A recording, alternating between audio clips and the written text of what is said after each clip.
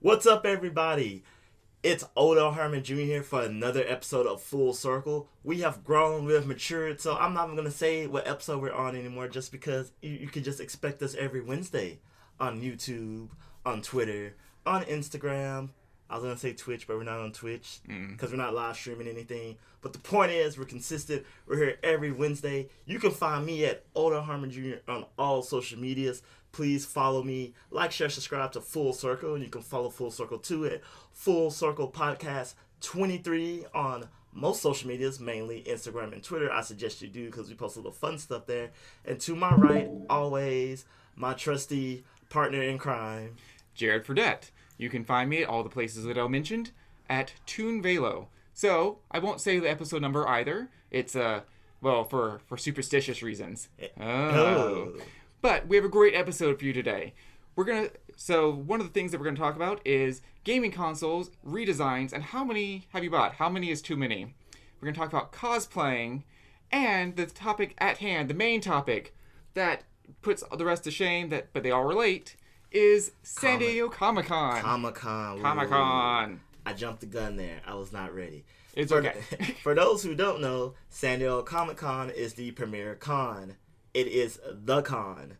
It talks about, you guessed it, comics, but it has grown to be much more than that. It's also a video game con. It is also a movie con. It is also a toy con. It is literally... But all of the TV shows, movies, games, toys, those are still based on comics, though. Yeah, they are. I was just saying this is just that, you actually have, just anime cons. You have just toy cons. But Comic Con has grossed into, it includes all these other things as well, and like you said, is the pinnacle of cons. Right. If you say, I'm going to Comic Con this year. Oh, the one in Houston? Yeah, okay. Yeah, no. San Diego Comic-Con. And when we get fancy enough, we'll be on the show floor right there, having a live episode, which we are now. We're live, San Diego Comic-Con, but actually in Houston and a few time zones away. Wouldn't that be cool if this was just like a giant green screen? They thought we were back at our usual studio, and we just drop it. It's like, woo! The fans. But since we are recording it during Comic-Con, and we only have such limited information to begin with, I thought we could run down the panels we'd want to go to and kind of talk about things that either have been revealed or we'd like to reveal about them. Alright, shoot. So starting, Star Wars The Clone Wars. They're bringing it back after being canceled over 5 years ago because Disney, I guess? It's pivotal to the Star Wars plot. Everything that happens in the middle will suddenly change what has occurred in episodes 4, 5, 6, 7, 8, and 9. Yeah, so if you haven't heard the news, which I assume you have, they had the Clone Wars panel because they've had mini Star Wars panels, one for every hour, I assume, on the hour. Mm-hmm. If they don't have it, Disney will come and shut the whole thing down. It's like the changing the guards at Westminster Abbey. Dun, dun, dun, dun, dun, dun, dun, dun, dun. And everybody just watches the Imperial march around. Actually, I would love to see that. I'm not even going to lie.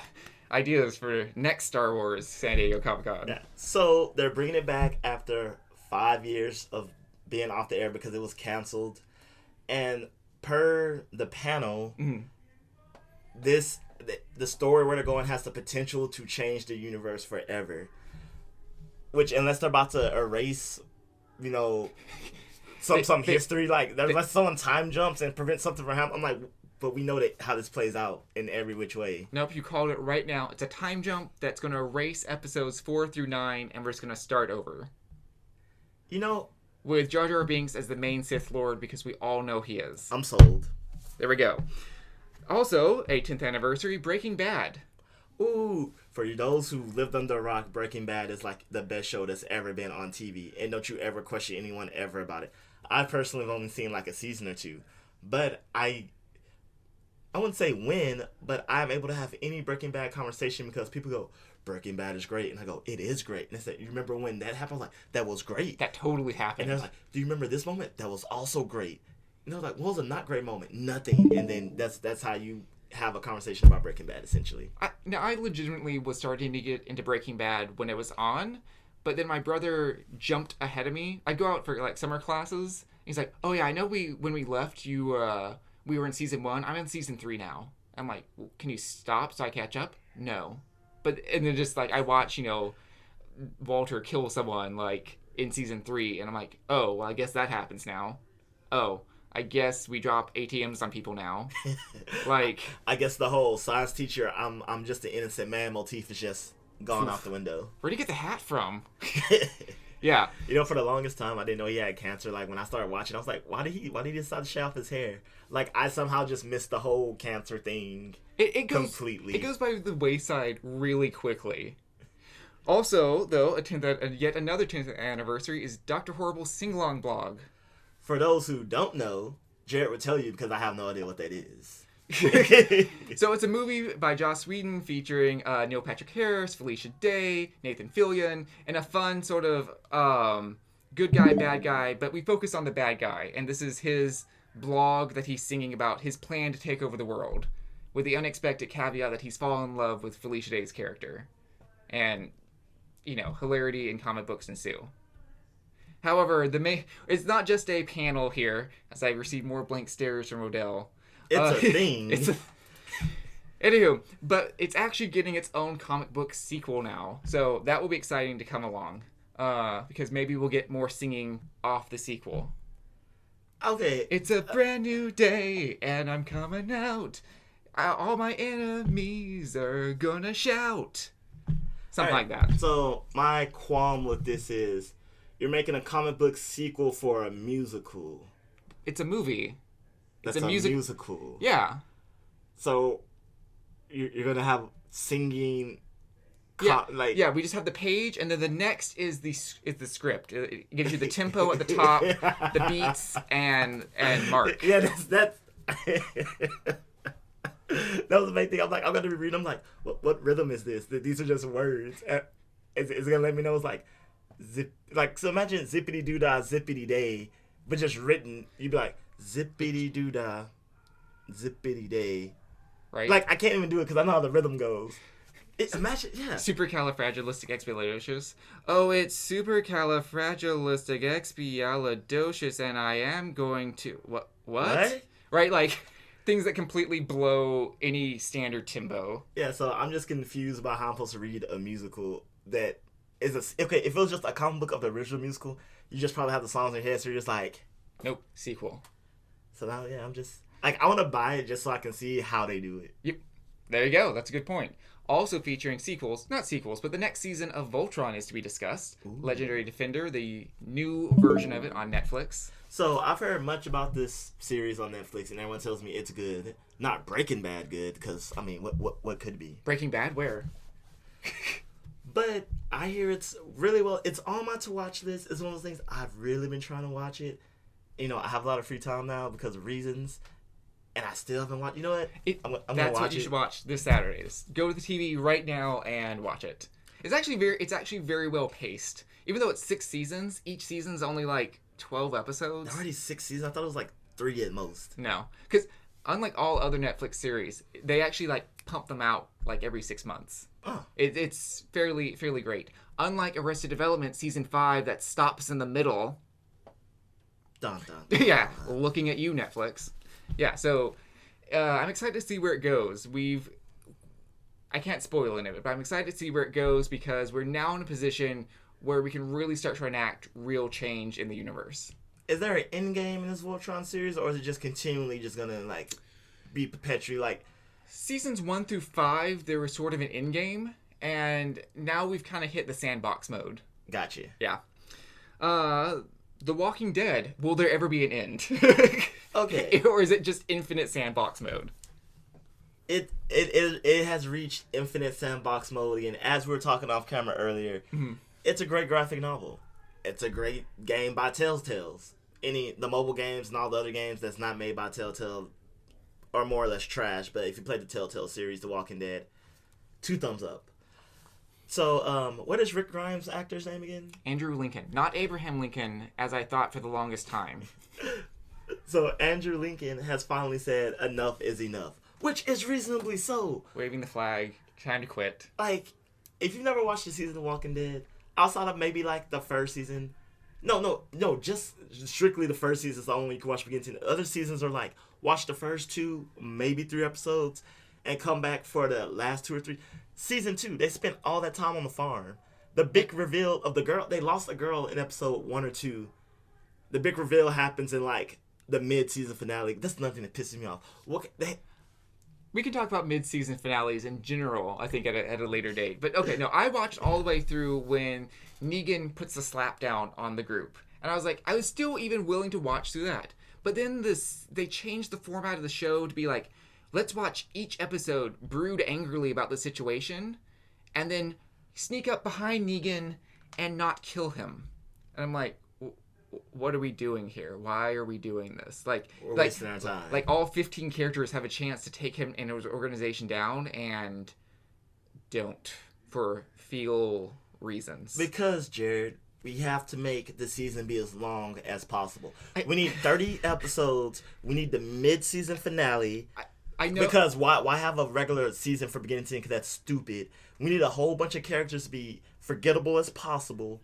We need to not show important characters for at least 3 episodes so they can feel important when you see them again, or just make you go, where the fuck have you been? And we just need a... You know, this is the live action anime because it's just full of fillers. Yeah, I'm being... It's... Right, even though it's a show about zombies, it should not be in itself slow and lumbering. So or maybe that's their creative direction. Maybe we're just missing it's a meta level of artistic development. Yeah, and like later 10 years from now we'll like analyze it and like it's slow and lumbering and it's in a constant state of decay. It's the Godfather of AMC. So not slow and lumbering, but always fan frustration. Steven Universe, as it only gives 1 episode every like 2 years. 2 years. Oh yeah, like Adventure Time. I haven't even watched it. Adventure Time's latest new episode premiered yesterday. The Minecraft episode. Yeah. I don't understand who they're trying to appeal to on this, because Minecraft, as far as it's still a thing, but like it's not like Fortnite. Like it's the it game. I told you this episode was made like probably 2 years ago, and because we only get 1 new episode per year, and I thought it was a special. No, it was literally just the 15-minute episode after the hour-long Teen Titans Go special, which is just a great way to kill the show. No, just representation of the Cartoon Network. Here is the 1-hour Teen Titans Go special, followed by the 15-minute Adventure Time special. Ugh. It feels like, I don't know, like a sobering up event. Okay, you've binged so long in Teen Titans. Have this and just kind of get some coffee and you wake up a little bit. Although what I think is the end game, the big ultimate adventure for Adventure Time, is set to debut this September, which I think... And we'll finally have the end of the series? I believe so, right, because it's supposed to end this year. Not saying because I wanted it to die, it's just like, at least give it the dignity it's like deserves. Watching an animal just like painfully rise.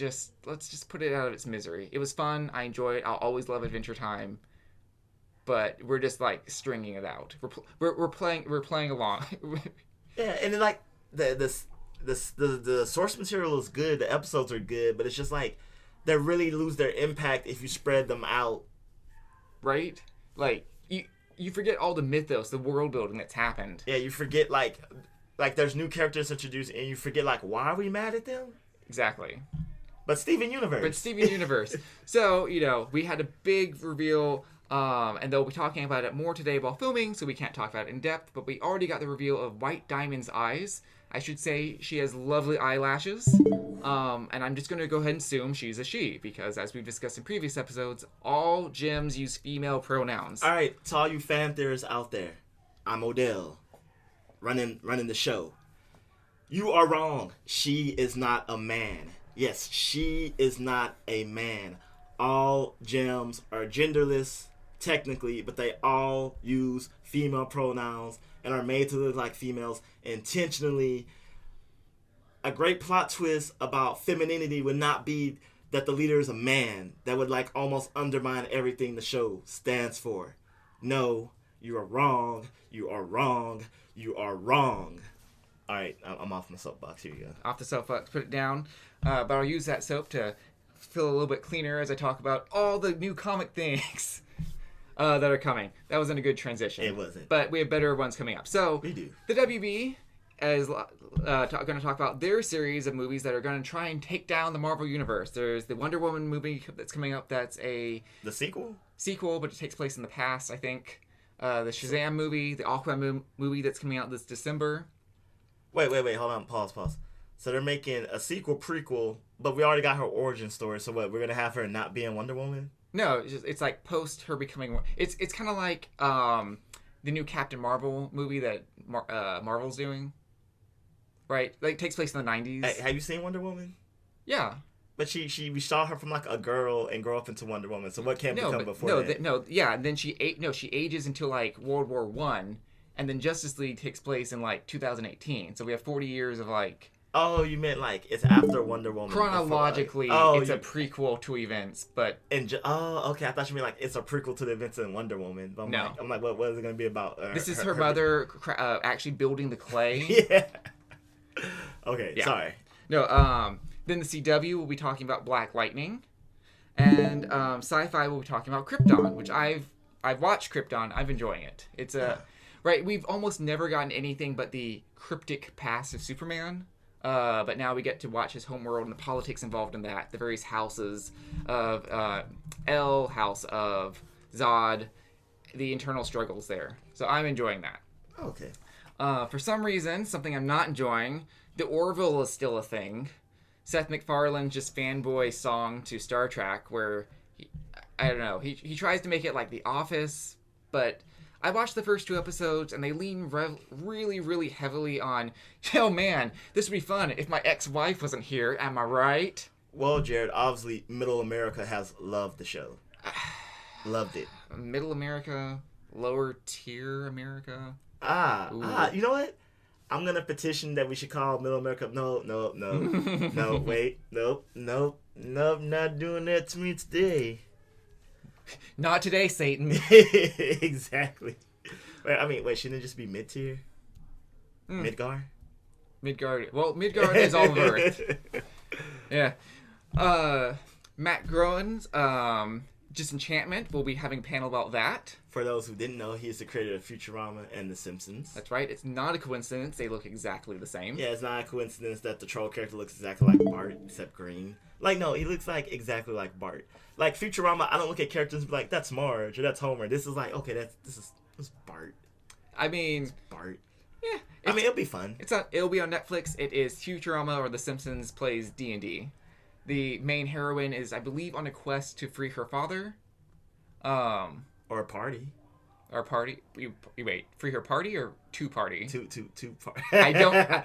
She wants to party with her party. See, we're already having fun here. We don't work right for the show. Exciting for me is there'll be a Magicians panel. Super excited. Like, I feel every episode builds up to, every episode builds up to something else. And, I can't really reveal anything because it's heavy spoilers, but at the end of season 3, all the characters have forgotten who they are, but there's a great threat coming. It knows who they are, and now they're defenseless. So, me personally, I can't stand the whole, all the main characters, because One Piece kind of does a lot. We're all split up, and now we got to wait for everyone to get together.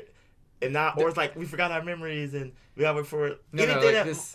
It explains itself very well. It's not just a handicap. It's like, we had a great victory, and then it just, like, got slapped back down. Okay, I will trust...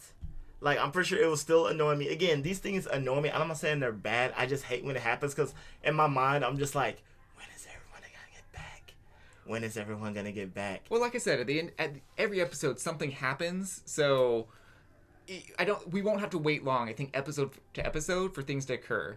Additionally, just talking about the Magicians in general, I love it. It's a really hard, honest show. Like, I've never seen any show on TV talk about sex, drugs, and rock and roll with the maturity that Magicians has. Like, every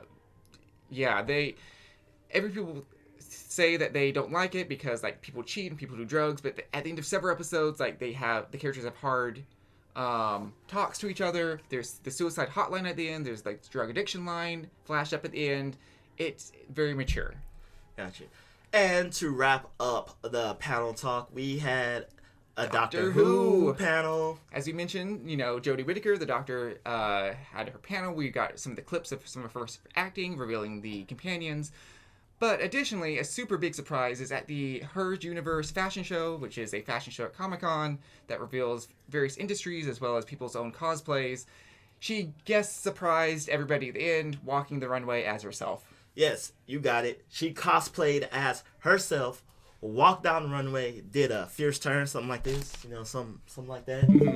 Walked back, kept it going, and the world went crazy. I mean, I went crazy. Jared went crazy. I was indifferent.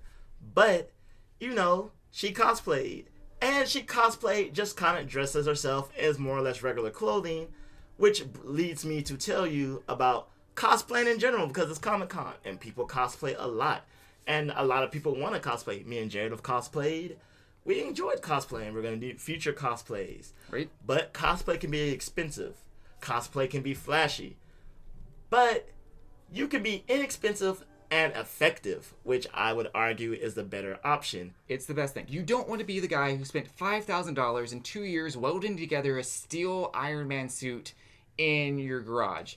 Kudos to you. You're an excellent craftsman. My hat is off to you. Yeah, or the guy with a real functioning Batman suit. As great as that is, well, first, since it's functioning and you're in a con, it has to be also safe. Right. Everything needs to be made out of gummy bears and tissue paper. It needs to be safe. It needs to fit through the door. You need to be able to use the restroom and eat in it. Yeah, you need to not have a heat stroke in it. Yes, you need to possibly wear it for more than one day and for more than 1 hour. Right? So, that being said, as you were saying, kind of gummy bears and tissue paper, not quite, but PVC pipe and foam is amazing. It's lightweight, it's craftable, it's paintable, it breathes. Yeah, and another pro tip for if you want to start off cosplaying and you're not already a super expert, you can go to panels, and panels will tell you wonderful information, but sometimes they'll lead you astray because they'll involve advanced techniques like heating things, molding things, crafting things, and those things are important for the long run, and some things honestly just require it. But let's just say you want to be a Sailor Scout. And I'm not saying go online and buy, the uniform and stuff, because it doesn't give the same look. But hey, maybe you could buy the skirt and use that as a base. Maybe you just buy the shirt. And you go to your local Goodwill. Goodwill, right? Thrift shops. Don't buy a brand new, $80 skirt for this. It's not going to match anything in your wardrobe, etc. You might want to paint it. You might want to rip it. Just go to Goodwill. It's cheaper. It's available. And they'll actually have more kind of quirky things. Because when you go to the stores, when's the last time you've seen a pleated blue and white skirt in, Macy's? It's a little dated. When's the last time you've seen a blue and white pleated skirt in, Macy's? I haven't. Maybe in the early 90s. Oh, never. That was Foley's. Oh. Yeah. So I guess what we're trying to say is there's plenty of good cosplays you can do that are off the rack, off the closet. Go for characters that just have unique pattern together. Yeah, the KISS method. Keep it simple, stupid. Your first cosplay doesn't have to be some elaborate, fancy, made out of metal Iron Man suit. I went as Simon Petrikov, a.k.a. the Ice King. This is the actual crown from the cosplay that you've been seeing. It's foam. It's 100% just foam. So, the cosplay consisted of some tattered pants, a tattered yellow shirt, a tattered jacket, which were all, not even $15 from the thrift store? Nope. And the most expensive thing was a backpack to look like the backpack he has in the show. And that was maybe $20. But it's a viable backpack. Yeah, it was just use from day to day. Yeah, so when I was in the con and I was still in character, but I had storage space, I could buy things, which I did, and just put them in the backpack, which made it look more like a backpack since it was full of stuff. So Simon Petrikov with face paint, and all I painted was this area right here, because I had a wig on and a beard, so I only had to paint around my eyes, and I wore blue gloves. So all in all, this cosplay was, we'll throw up a picture so you can see it. It was less than $50, maybe about $40 in total, and I thought I looked amazing. Right. The same costume for me from the same con was the Outsider. Admittedly, it cost a lot more. I tried to get fancy. I made my own jacket with the help of my aunt. But I really like prop making. So this was spare foam I had, and the lantern I had with me was PVC and a 2-liter bottle of Sprite, and those materials cost me $15. Nothing. So there you go. Not that hard to do. And at Comic-Con, you see many people in cosplay. and you see many things in cosplay, mainly the consoles. Ooh. So they announced at Comic-Con doing the Spider-Man trailer, this upcoming game by Insomniac on the PlayStation, a new, you guessed it, Spider-Man PS4 PlayStation, which looks amazing. I'm not fond of the color red, but if you're a Spider-Man fan, it looks damn sexy. It's a good design. Yeah. It's sleek. It's nice. It is. And also coming up is the Kingdom Hearts 3 PlayStation 4 Pro. Ooh. You know, to go along with, and I'm not kidding here, they've had Black Ops Call of Duty PlayStation 4. We've had a 20th Anniversary Edition PlayStation 4, which is in the grayscale of the original PlayStation. Mm-hmm. We've had a Batman Arkham Knight Limited Edition PlayStation. We've had a Metal Gear Solid 4 Ground Zero PlayStation. And we had, if we're including the ones released in Japan only, we've had at least 3. We've had, like, no kidding, over 20. We've also, and this is just the States, but we've had the Destiny PlayStation 4. We've had the Bruce Lee, which was the EA Sports Contest PlayStation 4. And we had the Taco Bell PlayStation 4. Ooh. Is that like deep fried in a Doritos, like, shell? No, it's like deep fried and wrapped in a chicken shell. Ah, so close. So close. And so, my question to you is, who's buying all these PlayStations? Yeah. And, okay, I'm not going to lie. For myself, I have technically 3 PlayStation 4s. Mm-hmm. I had my regular PS4. Mm-hmm. And then that ran out of space. So I got the Metal Gear PS4. But that wasn't with the terabyte. So I bought the PlayStation 4 Pro. Mm-hmm. Because I literally just needed more space. So it's the Star Wars one. I didn't want to buy the Star Wars one. That's just literally the only one they had. Oh, they have a Star Wars PlayStation 4. Of course they do. That's not the one I wanted. I mean, it looks okay. They have Star Wars themed jewelry. Like legit diamonds. But, so, oh, this is the caveat. They did have the regular PlayStation 4 Pro. It was the same price as the Star Wars one. But the Star Wars one came with the game. Well. And even though I didn't want the game, it just felt like... better deal. Yeah, it's just... So, and if you ever owned a Nintendo handheld system, then you know... There's a lot of those, too. There's a lot of those, too. So, Jared... I mean, not even the handheld system. Like, I remember the Nintendo 64, like, the commercial where this guy couldn't decide between, like, one of, like, 8 colors. Oh. So, like, there's, like, all these Viking barbarians, like, dressed in, like... Oh, the different... Like, they're like... It was, like, for orange, atomic purple, green, and they're like... That was an amazing commercial. It was. I miss it. Oh, I'm going to look that up after the show. But yeah, so they've done this time and time again. Just any customization, any color you want. I don't know. I just buy one. I mean, I love them all, but... I mean, so you didn't buy a Pokemon 3DS? No, I didn't. Okay. You only own 2. That's right. I've owned 3 now. So I waited until the big fat blue one came out. Then I was fine. I was fine not having 3D, but then, you know, they started changing the game cartridges, so I kind of had to. Then I bought the special Legend of Zelda A Link Between Worlds one. Mm-hmm. And then whenever that started getting slow because I couldn't play Pokemon Ultra, it took, like, I kid you not, 30 seconds to load. I thought it was going to break. So then I finally upgraded to the 2DS XL Deluxe Special Ultra X. I don't know, the big one that's only 2D, but it's black and blue. So those are the only 3 I've ever had. So I'm not gonna lie, I'm a big fan of console cosplay. That's what we're calling it now, console cosplay. Uh-huh. Because I have the Majora's Mask 3DS. Jealous. I have the Pokemon X and Y 3DS. Mm-hmm. I have two 3DS that just happen to be 2 different colors, like the big blue one and then my regular black one that I have. Mm-hmm.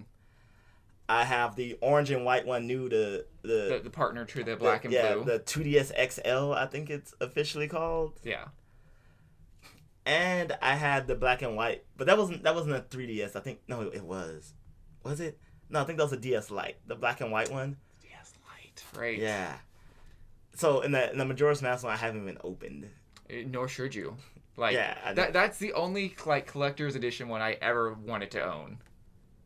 Yeah, so I don't know. I think honestly, they keep making them because people are willing to buy them.